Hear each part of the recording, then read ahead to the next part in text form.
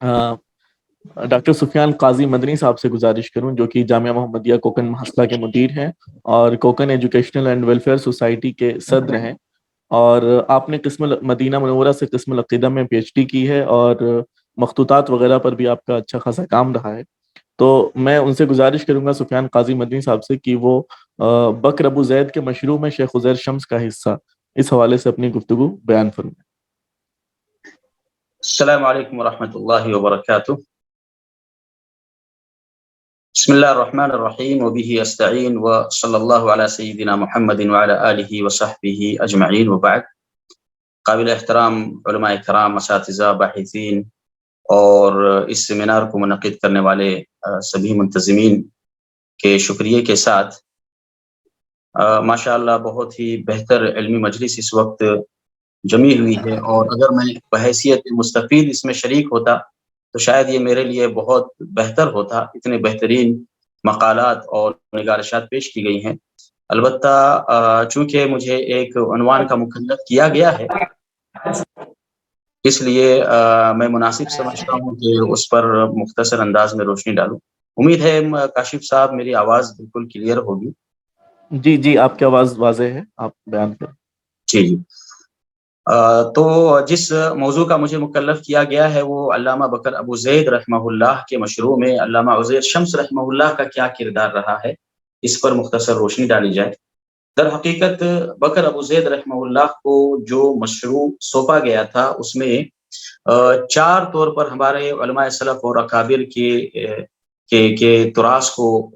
جمع کرنے کا ایک مشروع تھا۔ شیخ الاسلام ابن تیمیہ رحمہ اللہ،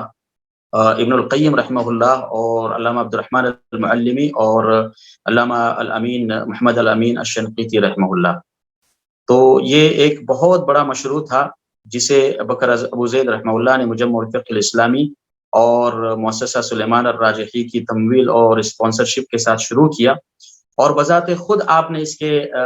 قواعد اور ضوابط کو مقرر کیا کہ تحقیق کس طریقے سے کی جائے اور اس کا مراجعہ کیسے ہو، باحثین کون کون ہوگے۔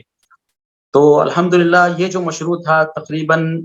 شیخ کی زندگی میں اس کا ثلث حصہ شیخ کی زندگی میں کامل ہو چکا تھا، چونکہ عبد الرحمن المعلمی اور علامہ محمد امین الشنقیطی رحمہم اللہ تقریباً ہماری صدی میں گزرے ہیں، اس لیے ان کے آثار کو جمع کرنا بہت آسان تھا۔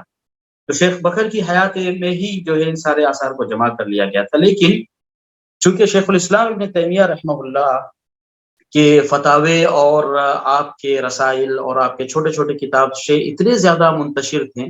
کہ آپ کے زمانے سے آج تک لوگ جمع ہی کرتے آ رہے ہیں، بلکہ بہت سارے مکتبات کی فہرست اگر ہم تلاش کریں تو مجامع کے اندر کہیں نہ کہیں شیخ الاسلام کے ہاتھ سے لکھے ہوئے آپ کے نسخ خطیہ کے ساتھ چھوٹے چھوٹے رسائل جو ہے موجود تھے۔ اور ہم سب جانتے ہیں کہ شیخ الاسلام اپنی زندگیوں میں کتنی آزمائشوں سے گزرے ہیں، بلکہ اپنی عمر کا تقریباً نصف سے زیادہ حصہ آپ نے جیل میں گزارا ہے۔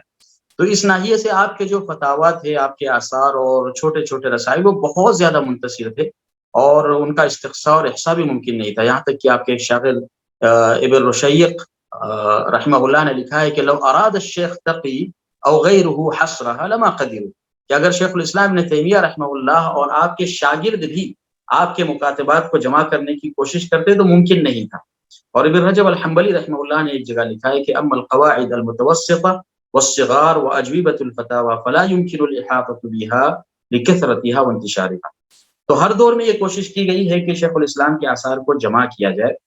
اور اس کی بہت سارے نماذج ہم اس سے پہلے گزر چکے، رسائل منیریہ کی شکل میں، عبد الرحمن قاسم رحمہ اللہ کے عمل کی شکل میں،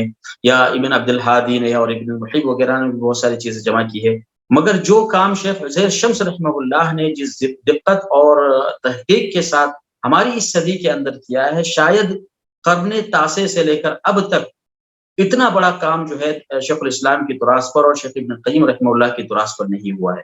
کوئی یہ کہہ سکتا ہے کہ آخر 6 صدیوں میں پھر امت کہاں تھی، اس سے پہلے یہ کام کیوں نہیں ہوا؟ تو اس کا ایک مختصر جواب یہ دیا جا سکتا ہے کہ شیخ الاسلام اتنے زیادہ فتن اور محن کے ساتھ گھرے ہوئے تھے کہ شام سے لے کر عراق تک آپ کے محبین اور آپ کے تلامذہ کی بہت بڑی تعداد تھی جو آپ کے علم سے مستفید ہوتی تھی، لیکن آپ کی طرف انتساب نہیں کرتی تھی، آپ کے علوم کی اور آپ کے معارف کی معترف تھی۔ لیکن چونکہ آپ اتنی زیادہ محن کے ساتھ اور فتنوں کے ساتھ گھرے ہوئے تھے کہ آپ کی طرف انتساب جو ہے وقت کے بادشاہ اور وقت کی طاقت کے ساتھ نبرد آزمائی تھی، جیسا کہ ابن جبرین رحمہ اللہ نے ذکر کیا ہے. بہت سارے علماء اکرام کی ایک بڑی تعداد کا آپ نے ذکر کیا، جن میں ابن ابی العز الحنفی رحمہ اللہ ہے، جن کے بارے میں کہا کہ 80 سے زیادہ مقامات پر نصاً شیخ الاسلام سے آپ نے بہت ساری عبارتوں کو نقل کیا، لیکن فتنوں کے ڈر سے آپ کا نام نہیں لیا. یہی حال جو ہے ابن حجر رحمہ اللہ کا ہے، اور یہی حال جو ہے امام ذہبی رحمہ اللہ کا. حتیٰ کہ ابن القیم رحمہ اللہ ابن القیم رحمہ اللہ جن کے بارے میں آتا ہے کہ شیخ الاسلام سے ملاقات سے پہلے بھی آپ کے علوم کے معترف تھے. اگر ہم ابن القیم رحمہ اللہ کی بعض کتابیں دیکھیں جو آپ نے مصر میں تصنیف کی ہے، تو آپ نے کئی مرتبہ شیخ الاسلام کا ذکر کیا. جیسے الصواعق المرسلہ کے اندر آپ نے لکھا ہے کہ وحدہ شیخ الاسلام، جن کے بارے میں وارد ہے کہ 40 سے زیادہ اسفار آپ کے صرف تفسیر میں ہیں. اور ہدایت الحیارہ میں آپ کے بارے میں لکھا ہے کہ وحدہ علامتہم المتأخر شیخ الاسلام جمع بعد اصحابہ فتاواہ فی 30 مجلدا ورأیتها فی الدیار المصریہ. تو یہ تو اس وقت کی بات ہے جب ابن القیم مصر میں تھے. تو چونکہ شیخ الاسلام کی تراث بہت زیادہ منتشر تھی، اور اللہ تعالیٰ نے علامہ عزیر شمس رحمہ اللہ کو اس مبارک کام کے لیے چن لیا، اور آپ نے جامع المسائل کی صورت میں ان سارے سابقہ کاموں کو پیچھے چھوڑ دیا جو اب تک شیخ الاسلام کے سلسلے میں ہوئے تھے. جامع المسائل سے کیا مراد ہے؟ جامع المسائل سے مراد ان کتابوں کا مجموعہ ہے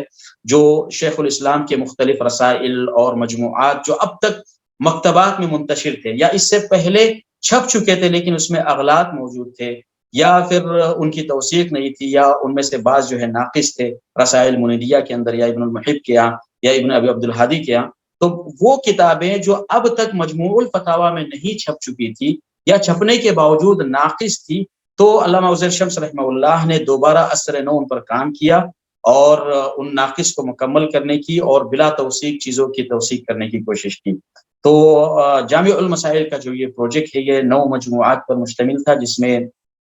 المجموعہ الاولیٰ سے لے کر المجموعہ السادسہ تک علامہ عزیر شمس رحمہ اللہ نے کام کیا. اس کے بعد 7ویں مجلد پر آپ کے دوست دکتر علی العمران حفظہ اللہ نے، اور 9ویں مجلد پر دکتر عبد الرحمن قائد حفظہ اللہ نے کام کیا. بقیہ سارا کام جو ہے شیخ عزیر شمس رحمہ اللہ کا ہے. اور جیسا کہ ابھی کچھ دیر قبل ہمارے عزیز اور ہمارے سب کے مشائخ شیخ راشد نے ذکر کیا کہ عبد الرحمن القاسم اور شیخ علامہ مشہور حسن وغیرہ کے کام پر تعقیب اور علامہ عزیر شمس کی ان کے کام کے اوپر جو ہے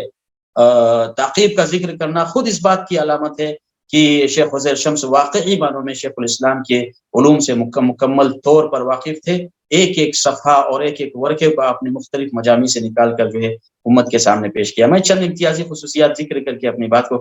ختم کروں گا. سب سے بڑی خاصیت علامہ عزیر شمس رحمہ اللہ کے کام کی یہ ہے کہ بہت سارے مجامع جو اب تک زاویہ خیال میں تھے اور جن تک باحثین کا پہنچنا ایک مشکل امر تصور کیا جاتا تھا، علامہ عزیر شمس رحمہ اللہ نے ان مجامع اور مکتبات کی گہرائی میں جا کر ایک ایک ورقے کو اور ایک ایک وثیقے کو ڈھونڈ کر نکالا اور جامع المسائل میں ذکر کیا ہے. یہاں تک کہ بہت ساری ایسی چھوٹی چھوٹی لائبریریز بھی ہیں جن کے بارے میں لوگوں کو پتہ ہی نہیں تھا کہ یہاں بھی شیخ الاسلام کی تراث مل سکتی ہے. شیخ عزیر نے جو ہے وہاں سے وہاں تک رسائی کر کے شیخ الاسلام ابن تیمیہ اور ابن القیم کی تراث کو نکالا، جن میں جو ہے اسرائیل کی نیشنل لائبریری ہے اور دمشق سے ایران تک چھوٹی چھوٹی لائبریریز ہے. یہاں تک کہ ہندوستان کی بعض لائبریریز ہیں جن میں نسخ فریدہ موجود تھے اور علامہ عزیر شمس رحمہ اللہ نے انہیں نکال کر باحثین کے سامنے لایا. فتاوی فی العشق کے سلسلے میں آپ نے جامع المسائل کے مقدمے میں ذکر کیا ہے کہ مکتبہ آزاد میں جو علی گڑھ مسلم یونیورسٹی میں ہے، شیخ نے وہاں سے اسے حاصل کیا اور وہ جو ہے نسخہ فریدہ تھا. تو یہ شیخ کی خاصیت تھی کہ ایک ایک ورقہ اصل میں باحثین کے لیے مخطوط تک پہنچنا بہت آسان ہوتا ہے، لیکن مجامع کے اندر جو چھوٹے چھوٹے اوراق ہوتے ہیں ان تک پہنچنا اور انہیں منظر عام پر لانا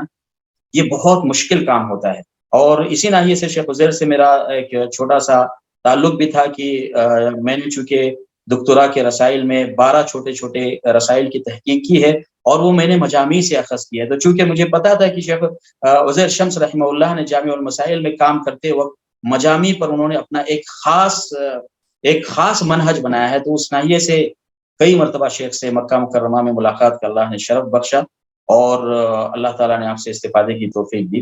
شیخ رحمہ اللہ کے کام کی ایک خاصیت یہ بھی تھی کہ نقد خارجی پر آپ کا خصوصی بیان تھا، یعنی عموماً تحقیق کے معاملے میں دو چیزوں پر آج کے اس دور میں توجہ دی جاتی ہے، ایک نقد داخلی اور نقد خارجی، اور اس موضوع کو اگر تفصیل سے پڑھنا ہو تو علامہ محمد عتیق حربی حفظہ اللہ کی کتاب جو جامعہ طیبہ کے اندر اس وقت پروفیسر ہیں، ان کی جو کتاب ہے بحث علمی سے متعلق، اس میں نقد خارجی اور داخلی پر آپ نے بہت تفصیل سے بحث کی ہے کہ صفحۃ الغلاف کو، سیاہی کو، ادوات کو اور ورقے کی نوع اور شکل کو دیکھ کر یہ پتہ کرنا کہ یہ کس صدی کا ہے۔ اور اس میں علامہ عزیر شمس رحمہ اللہ کی آپ نے مثال دی ہے کہ توثیق العناوین کے سلسلے میں اور نقد داخلی اور خارجی کے سلسلے میں اگر کسی کو نموذج مانا جا سکتا ہے تو علامہ عزیر شمس رحمہ اللہ ہے، جنہوں نے انتہائی زیادہ دقت کے ساتھ اب تک جو کام ہوا تھا عبد الرحمن قاسم اور رسائل منیریہ میں، جو نقش تھا اسے جو ہے منظر عام پر لایا اور نئے سرے سے اسے جو ہے ترتیب دیا۔ جیسے میں مثال دی جا سکتی ہے، جیسے بغیت المرتاد ہے، تو اسی نام سے یہ کتاب چھپتی آ رہی ہے، لیکن علامہ عزیر شمس رحمہ اللہ نے جو ہے توثیق کے ساتھ اس بات کو ثابت کیا کہ یہ جو ہے رسالہ سبعینیہ ہے، اور یہی حال جو ہے مسائل اسکندریہ کے سلسلے میں اور دیگر توثیق العناوین کے سلسلے میں ہے۔ تو جیسا کہ راشد صاحب نے بھی اس بات کو ذکر کیا کہ جامع المسائل کے جو مقدمات ہے یہ علم تحقیق کی گہرائی میں بہت زیادہ اہمیت کے حامل ہے، لہٰذا انہیں مختلف زبانوں میں منظر عام پر لانے کی کوشش کرنا چاہیے۔ تو مجموعی طور پر شیخین کریمین کے اقتباس کو زندہ کرنے میں اور بکر ابو زید کے اس پروجیکٹ میں علامہ عزیر شمس رحمہ اللہ کا اپنا ایک کردار رہا ہے، اور آپ کا ایک جو تحقیقی کام ہے وہ علمی میراث کی ایک اہم کڑی ہے۔ اللہ رب العالمین سے دعا ہے کہ اللہ تعالیٰ آپ کے علمی خدمات کو قبول فرمائے، اور اللہ رب العالمین آپ کے سارے علمی نگارشات کو آپ کے لیے صدقہ جاریہ بنائے۔ اس کانفرنس کو منعقد کرنے والوں کے شکریہ کے ساتھ میں اپنی بات کو ختم کرتا ہوں۔ آخر دعوانا الحمدللہ رب العالمین، صلی اللہ علیہ نبینا محمد وعلی آلہ وصحبہ۔